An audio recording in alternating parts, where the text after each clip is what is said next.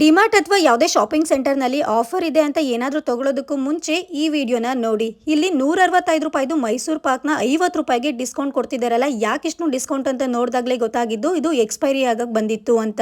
ಯಾವುದೇ ಒಂದು ವಸ್ತುನ ತಗೋಬೇಕಿದ್ರು ನೋಡಿ ಮಾಡಿ ತಗೊಳ್ಳಿ. ಲಾಸ್ಟ್ ಟೈಮ್ ನಾವು ಚಾಕ್ಲೇಟ್ ತಗೊಂಡಾಗ್ಲೂ ಹೀಗೆ ಆಗಿತ್ತು ಅಂತ ಈ ಸಲ ಪ್ರತಿ ಒಂದ್ರದ್ದು ಎಕ್ಸ್ಪೈರಿ ಡೇಟ್ ನೋಡ್ತಿದ್ವು. ನಿಮ್ಗೂ ಇದೇ ತರ ಆಗಿದ್ರೆ ಕಮೆಂಟ್ ಅಲ್ಲಿ ತಿಳಿಸಿ. ನಾನ್ ನಮ್ಮ ಯಜಮಾನ್ರಿಗೆ ಈ ಲಿಸ್ಟ್ ಅಲ್ಲಿರೋ ಕಾಳ್ಗಳು ಹುಡುಕಿ ಅನ್ನೋ ಚಾಲೆಂಜ್ ಕೊಟ್ಟೆ. ಇವ್ರಲ್ಲಿ ಹೋಗಿ ನೋಡ್ತಾ ನಿಂತಿದ್ದಾರೆ, ಏನ್ ತಗೋಬೇಕು ಬಿಡ್ಬೇಕು ಅಂತ ಯಾವ್ದು ಗೊತ್ತಾಗ್ತಿರ್ಲಿಲ್ಲ ಇವರಿಗೆ. ಶಾಪಿಂಗ್ ಎಲ್ಲ ಮುಗಿಸಿ ಮನೆಗೆ ಹೋದೋ ಮೇಡಮ್ ಅವರು ಬೇಳೆ ಸಾಂಬಾರ್ ಮಾಡ್ಕೊಡ್ತೀನಿ ಅಂದ್ರು, ಜೊತೆಗೆ ಫ್ರೆಂಚ್ ಫ್ರೈಸ್ ಕೂಡ ಹಾಕೊಡ್ತಾ ಇದ್ರು. ಬೇಳೆ ಸಾಂಬಾರಿಗೆ ರುಬ್ಕೊಂಡು ರೆಡಿ ಮಾಡ್ಕೊಂಡಿದ್ದೆ. ಅದಕ್ಕೆ ಒಗ್ಗರಣೆ ಹಾಕಿ ಕುದಿ ಬರೋ ಅಷ್ಟರಲ್ಲಿ ಒಂದು ಡ್ಯಾನ್ಸ್ ಮಾಡೋಣ.